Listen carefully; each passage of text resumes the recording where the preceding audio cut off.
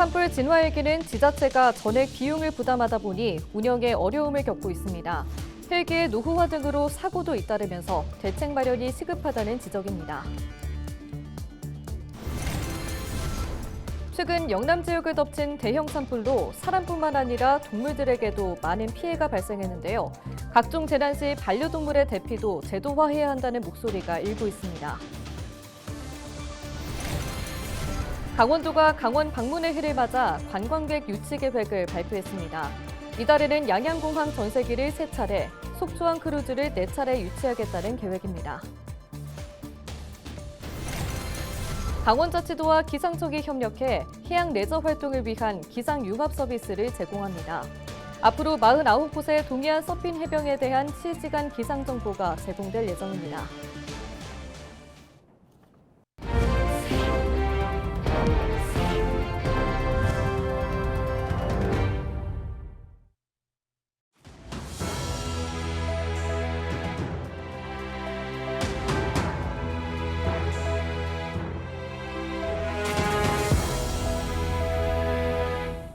시청자 여러분 안녕하십니까? 헬로티비 뉴스입니다.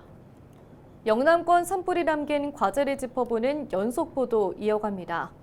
오늘은 산불 진화용 임차 헬기를 살펴볼 텐데요. 진화 헬기는 산불 초동 진화의 핵심 전력이죠. 산불이 빈번하고 규모도 커지면서 진화 헬기 수요는 더욱 커지고 있지만 지자체가 임차 비용 전액을 부담해야 하다 보니 확보가 쉽지 않습니다. 더욱이 최근 임차 헬기 추락 사고가 연이어 발생하면서 노후 헬기에 대한 안전성 문제까지 거론되고 있습니다. 정승환 기자가 취재했습니다. 물주머니를 매단 헬기가 산 위로 물을 쏟아붓습니다. 산불 진화의 핵심 전력인 진화 헬기입니다.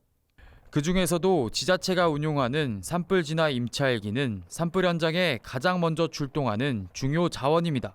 강원도 산불방지센터에서 해당 시군에 있는 임차 헬기를 출동을 시키는 걸로 알고 있고요.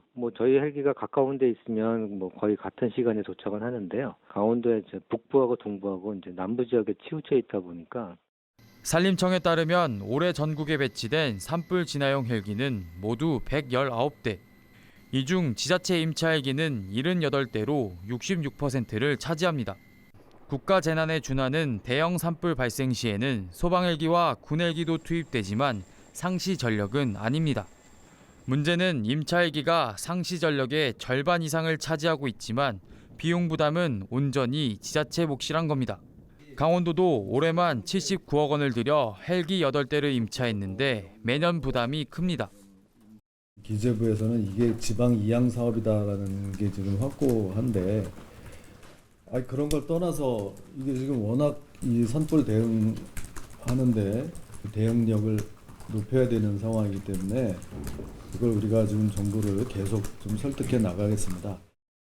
이런 가운데 최근 연이은 헬기 추락 사고로 지자체들의 어려움이 더욱 커질 걸로 전망됩니다. 가뜩이나 지자체 간 헬기 확보 경쟁이 치열한 가운데 노후 기종의 안전성 문제까지 제기되고 있기 때문입니다. 안전성 확보를 위해선 수리와 정비 강화가 불가피한데 현행법상 비용 부담은 민간 항공사와 임차해야 하는 지자체에게 돌아갈 공산이 큽니다. 홍천권역 산불 진화용 임차 헬기입니다. 이 헬기는 1999년도에 생산돼 올해로 26년째 운항 중인데요. 강원도 내 임차 헬기 중 기령이 가장 적은 최신 기종입니다. 현재 운영 중인 강원도 임차 헬기 7대의 평균 기령은 40년, 국토부의 노후 항공기 특별관리 기준인 20년을 배나 넘었습니다. 이 가운데 화천권과 원주권 배치 헬기는 45년, 산불이 잦은 동해안권 헬기 기령은 50년 이상입니다. 지난달 경북 의성에서 산불 진화 작업 중 추락한 인재권 헬기도 30년 이상 운항한 노후 기종이었습니다. 인력, 또 장비 개선 이런 것들이 실제적으로는 민항에 있는 이 EMB 소속에 되어 있는 그 회사가 모든 걸 떠안아야 되거든요. 불이 나면 시도가 다 통합을 해서 운영하기 때문에 그런 쪽으로 해서 조금 국가에서 좀 보전이 된다면 더 훨씬 효율성 있는 또 안전하게 운항할 수 있는데 지난 6일 대구에서는 또다시 산불 진화 중이던 임차 헬기가 추락해 70대 조종사가 숨졌습니다. 기령 44년의 오래된 헬기였습니다. 경북 의성에서 임차 헬기가 추락한 지 11일 만에 같은 사고가 반복된 겁니다. 산불 대응뿐만 아니라 더 이상의 인명피해를 막기 위해서라도 임차 헬기에 대한 국가적 지원책 마련이 시급해 보입니다. 헬로티비 뉴스 정승환입니다. 경북 5개 지구를 덮친 이번 대형 산불은 강한 바람을 타고 급작스럽게 확산하면서 막대한 인명피해를 냈습니다. 그런데 안타까운 목숨을 잃은 것은 사람만이 아닙니다. 재난이 발생할 때마다 보호의 울타리 밖에 있는 동물들도 마찬가지였는데요. 반려동물 인구 1,500만 명의 시대에 재난에 따른 제대로 된 동반대처법도 마련돼야 한다는 목소리가 높습니다. 서희동 기자입니다. 처참하게 불타버린 마을. 순식간에 들이닥친 산불의 현장에서 인간은 물론 동물도 피해자였습니다. 수많은 반려동물과 가축이 죽거나 다쳤고 지금도 많은 수가 방치되고 있습니다. 하지만 재난 상황에서 동물 보호를 위한 정책은 없는 상황. 민간에서 힘을 모아 산불 현장의 동물 구조에 나섰는데 이들이 본 광경은 처참했습니다. 굉장히 많이 다친 상태였었고요. 화재 현장을 도망치다가 외상을 입은 아이들도 있고요. 줄에 묶인 아이들은 그 현장을 피하지 못해서 사망을 한 경우도 있었고요. 아니면 이제 견장 안에서 불길을 피하지 못하고 연기를 맞고 질식사하는 경우도 있었고요. 200여 명이 참가한 채팅방을 통해 조치가 필요한 현장의 제보가 이어지고 있고 이를 토대로 사료를 주거나 치료를 위해 데려오는 활동이 계속되고 있습니다. 안동 시내에 급하게 꾸려진 긴급진료소 공간을 비롯해 구조와 치료, 보호에 필요한 물품들은 모두 민간 후원을 통해 마련되고 있고 현장과 진료소를 오가며 치료에 매진하는 수의사들 역시 봉사활동에 의존하는 상황. 민간단체들은 재난이 발생할 때마다 같은 일이 반복됐다며 동물과 함께 살아가기 위한 국가적 제도 마련이 시급하다고 목소리를 높였습니다. 특히 반려동물과 함께 대피하더라도 동반 출입할 수 있는 대피소가 없다는 현실을 지적했습니다. 또 재난 발생 시 동물을 보호할 수 있는 중앙 통제 시스템을 마련하고 대응 매뉴얼을 작성해 알려야 한다고 강조했습니다. 이 아이들을 어떻게 하고 가야 되나, 나도 지금 빨리 도망가야 되는데 어떻게 해야 되나 고민하셨다고 얘기하시더라고요. 근데 그중에 그래도 제일 많은 아이들이 살아남을 수 있었던 방법이 목줄을 풀어주고 가셨더라고요. 앞으로는 이런 재난 상황에 대피소가, 동물이 같이 들어갈 수 있는 대피소가 마련이 돼야 된다는 생각을. 재난 상황에 동물 보호를 위한 정책이 없는 지금 경북 지역 산불 현장에서 민간단체가 구조한 동물은 개와 고양이, 염소 등 140마리가 넘는 상황. 비판의 목소리가 커지는 가운데 주무부처인 농림축산식품부는 대응 매뉴얼 수립 등 지원 대책 마련에 나선 것으로 알려졌습니다. 헬로티비 뉴스 서희동입니다. 강원도가 강원 방문의 해를 맞아 관광객 유치 계획을 발표했습니다. 강원도는 올해 4월부터 양양공항 전세기를 3차례, 속초항 크루즈를 4차례 유치합니다. 한류 촬영지, 또 우리 강원도 전통적인 자연 같은 걸 많이 보고 계십니다. 32개의 여행사와 제휴를 맺고 있고요. 외국인 개인 관광객을 대상으로는 전통시장과 관광지를 방문하는 관광택시를 확대해 운영할 계획입니다. 이어서 정광열 경제부지사의 브리핑 들어보시겠습니다. 강원 방문회가 잘 될 수 있도록 그 말씀을 드리려고 합니다. 그래서 몇 가지 이제 방문을 많이 오게 하려면은 교통이 중요하잖아요. 그래서 양양공항에 전세기를 열심히 운영을 하고 있습니다. 4월에도 필리핀 단체 관광객이 한 300명 정도 들어오도록 돼 있고요. 또 이분들이 와서 관광지로서는 문화유산, 또 한류 촬영지, 또 우리 강원도 전통적인 자연 같은 걸 많이 보고 계십니다. 32개의 여행사와 제휴를 맺고 있고요. 또 크루즈가 올해도 4항차가 입항을 하는데 보니까 해마다 최근 4항차씩은 우리가 받아들이고 있습니다. 현재까지 확정된 게 28년까지 12항차까지 확정이 됐고, 이분들은 와서 대부분 당일치기로 오셨다 가는데 중요한 건 이분들이 그 객단가가 높다는 거죠. 많이 쓰고 가신다는 게 중요한 것 같습니다. 개별 관광객을 위한 서비스가 우리도 있어야 되는데 제일 불편한 게 교통이잖아요. 그래서 관광 택시를 기존에 이미 운영을 하고 있는데 좀 더 확대를 할 생각입니다.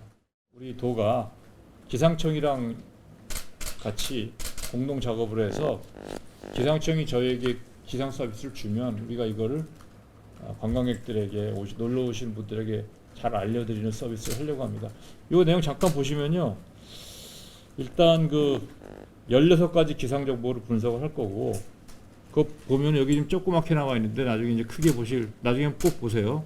뭐 풍향, 풍속 이런 것도 있고 파도의 높이라든가 이런 게 있는데 이 16가지 정보를 가지고 이 해양 스포츠라는 전문 단체랑 용역을 한 거예요.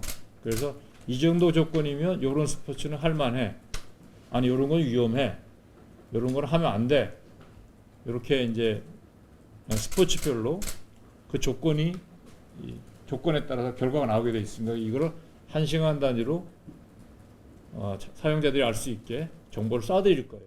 이제 과학적인 관리에 의해서 해양 스포츠에 따른 위험을 최소화할 수 있다. 서비스를 올해부터 한다는 게 핵심이고, 대상을 돌리면 총 52군데, 49군데의 해변에서 이런 정보가 가게 될 거다. 앞으로 동해안 서핑 해변에 대한 실시간 기상 정보가 제공됩니다. 강원특별자치도는 7일 기상청과 협력해 전국에서 처음으로 해양 레저 활동을 위한 기상 융합 서비스를 제공한다고 밝혔습니다. 해당 서비스는 동해안 49개 해변의 수온과 기온, 바람, 파고 등 16가지 기상 정보를 분석해 서핑 활동 지수와 해양 레저 위험도 등급을 제공하는 내용입니다. 강원도는 대규모 해변 축제와 서핑 대회, 해양 스포츠 대회 등 다양한 해양 레저 프로그램과 기상 융합 서비스를 연계해 관광객 유치에 활용한다는 계획입니다. 기상 융합 서비스는 강원도 홈페이지를 통해 확인할 수 있으며 이달 중순부터 정식으로 운영됩니다.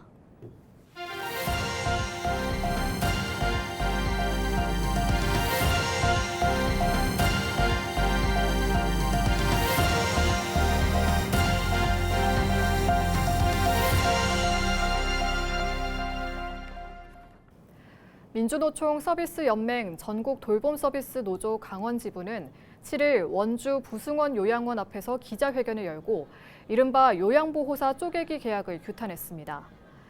노조는 회견문에서 부승원 요양원은 원주 최대 규모의 요양시설로 지난 2023년 노동조합과 직원의 채용은 정규직을 원칙으로 한다는 내용을 담은 단체 협약을 체결했다고 밝혔습니다. 노조는 그러나 최근 요양원이 3개월을 기한으로 하는 계약직 인력을 채용하는 등 일방적으로 협약을 위반해 종사자의 고용 안정 위협과 돌봄 서비스 질 하락 등 업계의 악영향이 우려된다고 주장했습니다. 이에 대해 요양원 측은 요양보호사 추가 배치에 따른 가상금 지급제도 변경과 입소 인원의 유동성 등을 감안해 계약직 채용이 불가피했다고 해명했습니다. 요양원은 다만 기존 정규직 인력에 대한 처우와 고용 형태에는 변화가 없다고 덧붙였습니다. 지난 6일 새벽 4시 45분쯤 속초시 대포동 대포 농공단지 내 한 식품 제조업체에서 불이 나 2시간 40여 분 만에 꺼졌습니다. 이날 화재로 인명피해는 없었지만 공장 건물 1개 동이 전소되는 피해가 났습니다. 경찰과 소방당국은 목격자 등을 상대로 정확한 화재 경위 등을 조사하고 있습니다. 7일 오전 9시 18분쯤 춘천시 남산면 광판리에서 덤프트럭과 승용차가 충돌했습니다. 이 사고로 승용차 운전자 60대 A씨가 숨졌고 덤프트럭 운전자 50대 B씨가 어깨에 부상을 입었습니다. 경찰은 정확한 사고 원인을 조사하고 있습니다. 울릉도와 독도 인근 해상에서 발생한 응급 환자들이 해경의 신속한 조치로 육지 병원으로 옮겨졌습니다. 지난 5일 오전 9시 15분쯤 독도 북동쪽 250km 해상에서 조업하던 선박에서 외국인 선원의 손가락이 절단되는 사고가 발생했습니다. 신고를 받은 동해 해경은 3,000톤급 경비함을 급파해 함정 응급실에서 응급조치를 실시했습니다. 이상으로 뉴스를 마칩니다. 시청해주신 여러분 고맙습니다.